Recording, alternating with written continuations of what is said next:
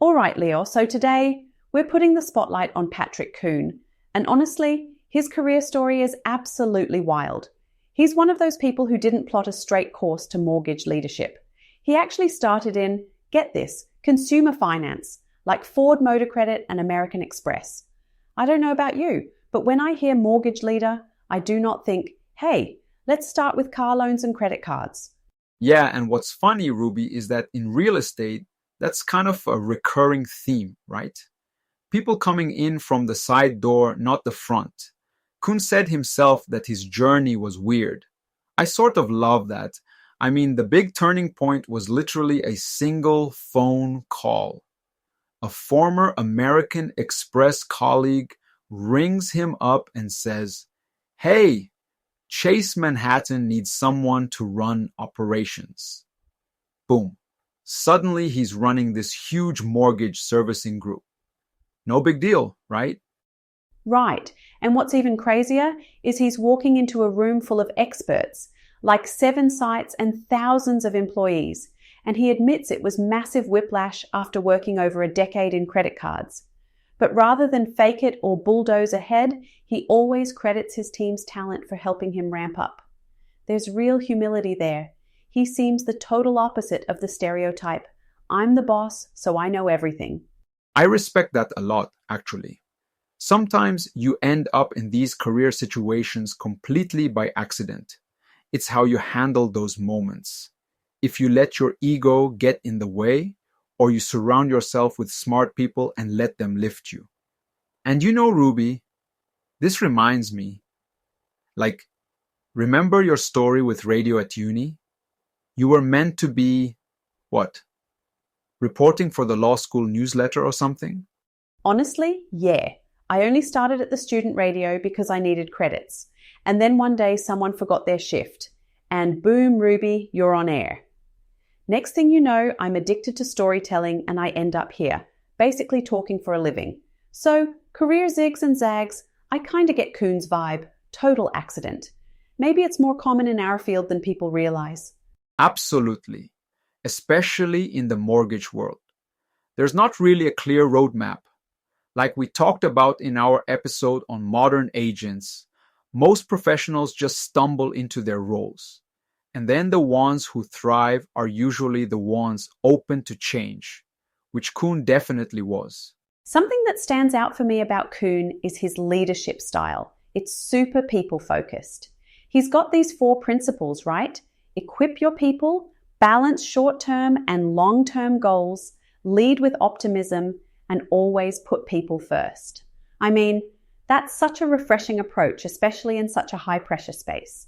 Yeah, and it's not just talk either. His colleagues, like David Little, actually call him a second miler, someone who always does more than you'd expect.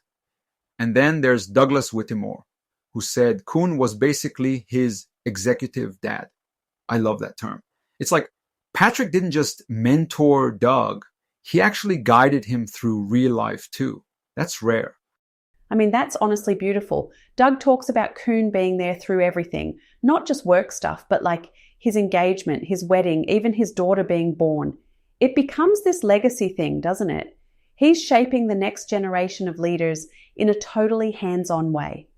That's how influence grows, through people, not just company profits and strategy decks. You see that in real estate too.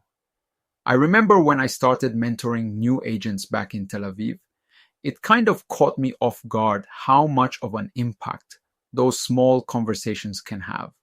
There's one guy, I'll call him Erez, who still calls me whenever he closes a deal or needs advice. Not to brag, okay, maybe a tiny brag, but it's about building actual relationships, not just hitting numbers.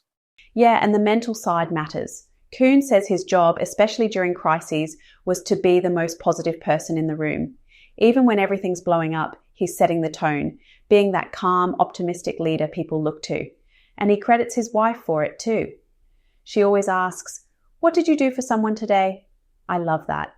It makes you rethink leadership as something humble, not just, barking orders from the top floor.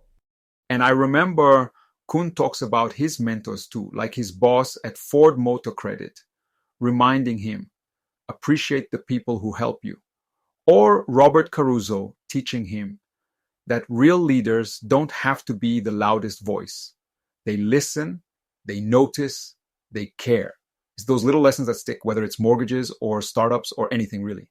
And building on what we talked about before, like in our episode on modern agents, when we saw how important empathy and mentorship are to long-term success, especially with stress and burnout being so real, you need leaders who genuinely support you, not just push for results. It's kind of what makes or breaks a company, in my opinion. You know, Ruby, if there's one thing that really sets Coon apart, it's how he leads during chaos. Like, think about the 2008 financial crash or the COVID pivot to remote work. He talks about how everything flipped overnight, old rules out, new playbook in. But what helped him and his teams was always empathy and keeping those lines open, even when things got really tough. Absolutely. He said those digital tools, Teams and Zoom, weren't just tech fixes. They became lifelines. Everyone had to adapt in real time, and it was leadership with a whole lot of compassion. And get this, Coon lost his job for the first time in his mid-50s too. He talks about being totally gutted, but then credits his wife for reminding him, it's faith, family, and purpose, not just your job title. I think that's such a powerful perspective, especially for anyone who's facing setbacks. Yeah, and Coon's motto from his dad, it's your hang time that counts, sticks with me. Like, it's not about how many knocks you take. It's how long you stay up there, how you bounce back. That's so true in entrepreneurship and real estate too. We all hit the wall eventually. Exactly. And his advice to newcomers is so relevant, not just for mortgage folks, but anyone starting out. Embrace change, stay humble, and focus on real relationships, not just chasing the next transaction. He says, everyone has a story. If you want to grow, listen to those stories. That's how you build something real and lasting. Like, that's the legacy, not just the deal sheet. I love how Coon downplays his own role. He says he's not special, just blessed if people remember him as someone who made a difference as part of a team. That feels like the true mark of leadership right there. Honestly, there's a lesson in that humility for all of us, whether we're in real estate, tech, or just, muddling through life. Couldn't agree more. All right, that's a wrap for today's episode. We hope Coon's story gave you something to think about, maybe even changed your perspective on how leadership works. We'll be back soon with more stories of people shaping the world of real estate and finance. Yeah. And if you've got your own wild career zigzag or a great mentorship story, send it our way. Thanks, Ruby. Always a pleasure. Same to you, Lior. Thanks everyone for tuning in. Catch you next time on Nadlin Forum Podcast Daily.